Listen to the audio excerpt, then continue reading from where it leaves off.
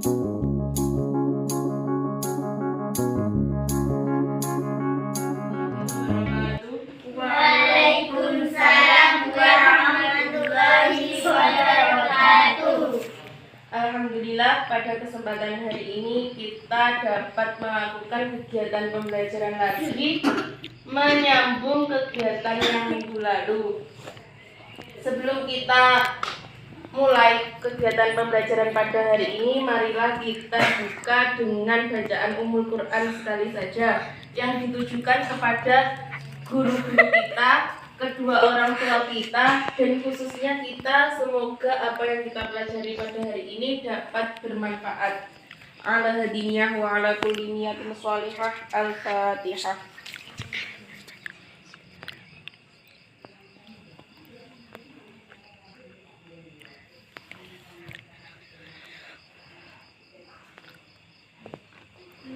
Amin.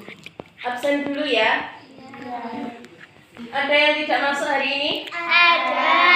Siapa? Sarah Dewi. Kemana? Izin. Izin kemana? Ada kepentingan keluarga. Ada lagi? Ada. Siapa? Sasa. Ada kepentingan keluarga juga? Iya.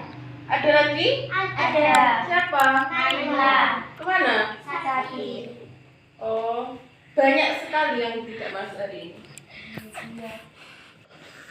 Oke, kita doakan semoga yang sakit segera diberikan kesembuhan dan bisa mengikuti kegiatan pembelajaran lagi seperti biasa. Sebelum kita mulai pembelajaran pada hari ini, masih ingat materi minggu lalu? Masih. Apa coba? Khulafaur Rasyidin. Ya, bagus, betul sekali. Khulafaur Rasyidin, khulafa merupakan jamak dari khalifah, yang artinya apa, Cah?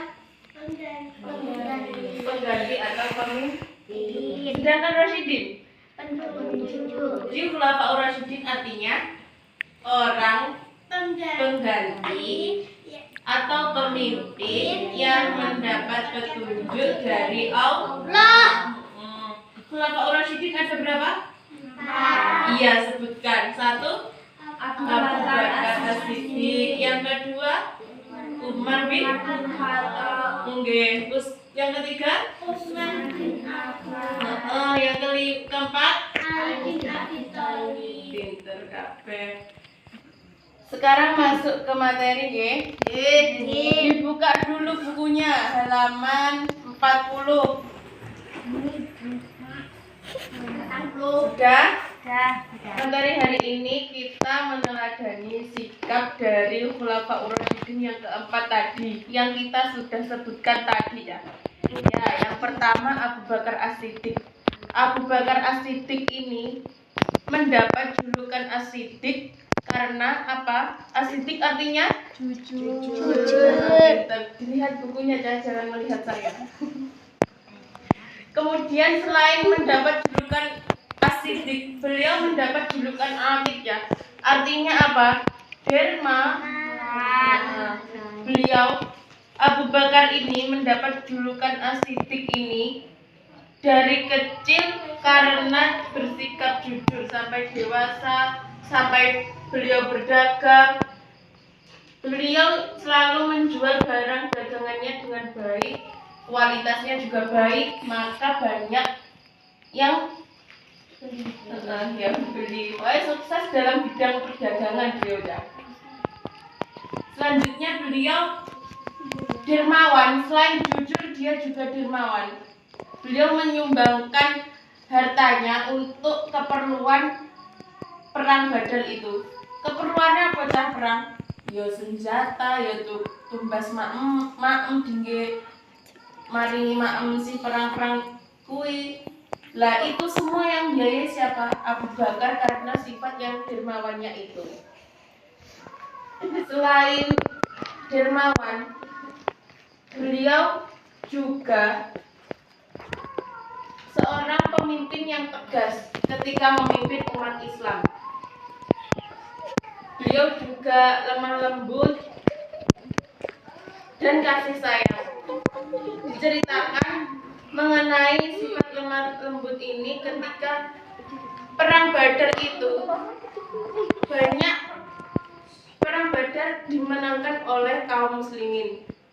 Lah, sedangkan kaum Quraisy itu kan kalah. Lah, kaum muslimin itu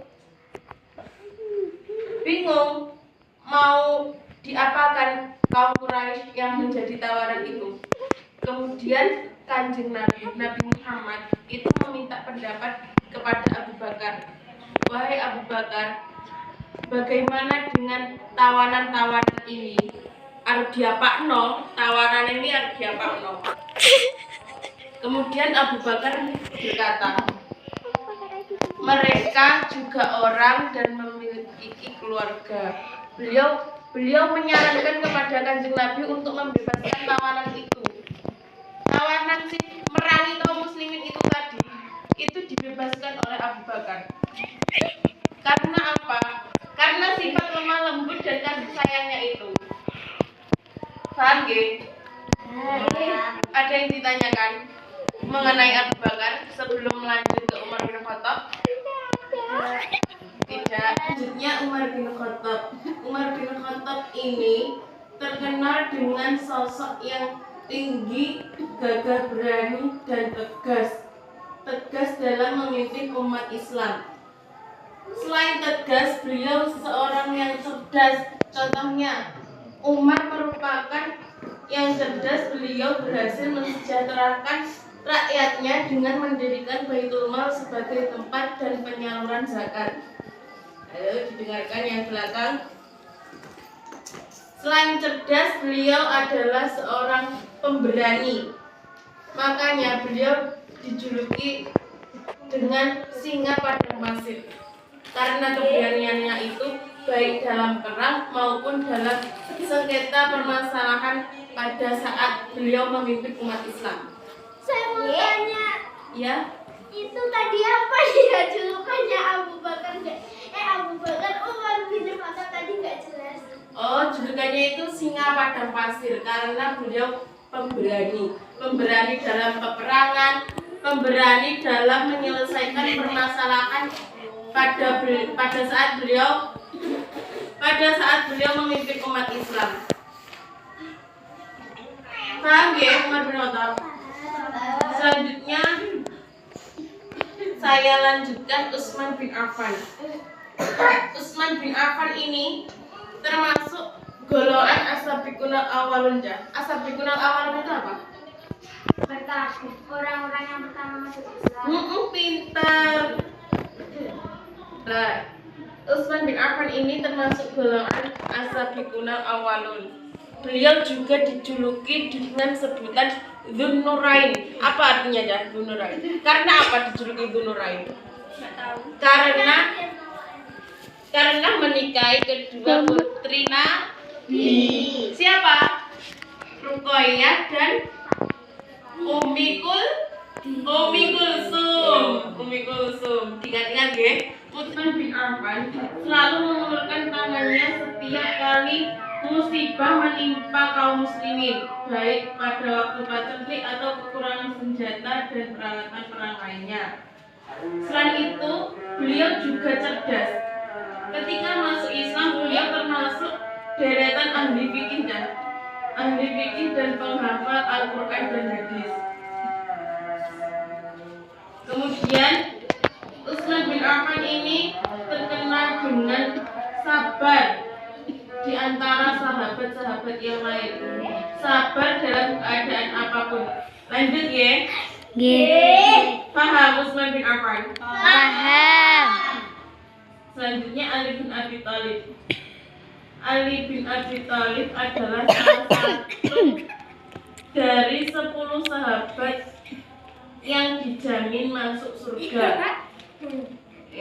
Disimak bukunya. Sudah saya simak dari tadi. Beliau juga menantu Rasulullah ya. Ali itu menantu Rasulullah yang dinikahkan dengan putri Nabi yang bernama Fatimah.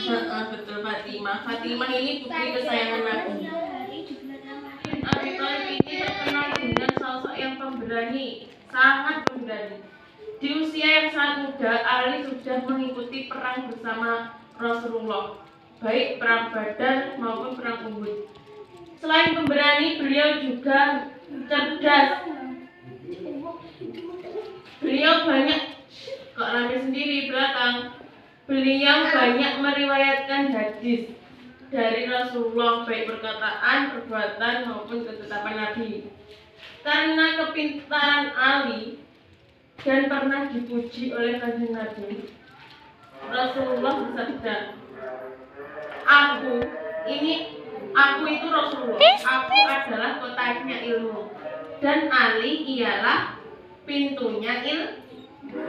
Sangke pintere Ali kuwi, beliau Rasulullah SAW bersabda begitu. Rasulullah sampai memuji seperti itu. Sebelum orang masuk ke kotanya harus melewati pintunya. Lah, begitu. Jadi sekarang meneladani sikap keempat khalifah itu. Yang pertama Abu Bakar As-Siddiq. Contoh meneladani sikap Abu Bakar As-Siddiq tadi yang sudah kita pelajari, yaitu 1. Memperjuangkan kebenaran. Contohnya memperjuangkan kebenaran di kelas dengan tidak menyontek ketika ulangan. Paham? Yang kedua, tegas. Tadi sifatnya Abu Bakar tegas. Tegas dalam apa? Tegas dalam memimpin. Ketika kalian itu menjadi pemimpin, seumpama kalian ada yang menjadi ketua kelas, lah kalian bisa menerapkan sikap Abu Bakar tadi yang tegas. Yang ketiga, bijaksana. Ketika menjadi seorang pemimpin harus bijaksana dalam mengambil keputusan. Sekarang meneladani sikap Umar bin Khattab. Umar bin Khattab yang pertama bersikap tegas seperti ketegasannya Umar bin Khattab dalam memimpin umat Islam. Yang kedua, selalu bersimpati kepada orang lain. Yang ketiga, suka membantu orang yang kesusahan. Utsman bin Affan. Contoh meneladani sikap Utsman bin Affan yaitu baik hati terhadap sesama. Itu yang pertama. Yang kedua, bersikap dermawan. Dan yang terakhir, meneladani sikap Ali bin Abi Thalib. Yang pertama, beliau cerdas dalam hal apapun. Ali dijuluki sebagai tadi apa? Pintunya ilmu.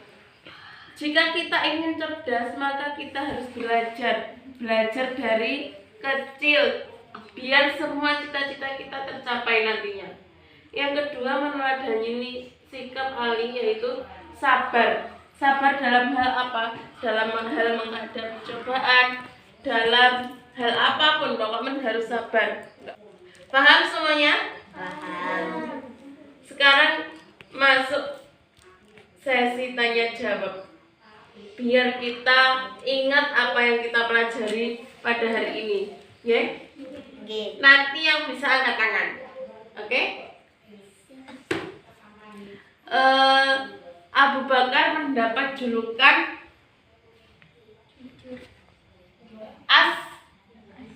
As-Siddiq yang artinya jujur. Pintar. Kemudian Umar bin Khattab mendapat julukan apa dah? Singa padang pasir. Karena apa? Pemberani. Pertanyaan ketiga, Utsman bin Affan mendapat julukan apa dah? Dzunurain. Karena apa? Ada yang tahu?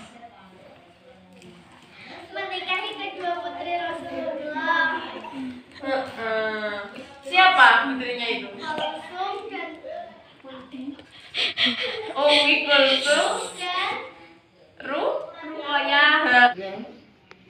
Pertanyaan yang keempat, Ali ini menikahi putri Nabi. Siapa dah? Ada yang tahu? Pintar. Ali bin Abi Thalib ini menikahi putri Nabi yang bernama Fatimah. Oke, semuanya sudah paham ya? Ya udah, kita akhiri pembelajaran pada hari ini. Sebelum saya akhiri, PR-nya dibaca bab selanjutnya ya. Sekarang kita tutup kegiatan pembelajaran pada hari ini dengan bacaan hamdalah dan doa bersama.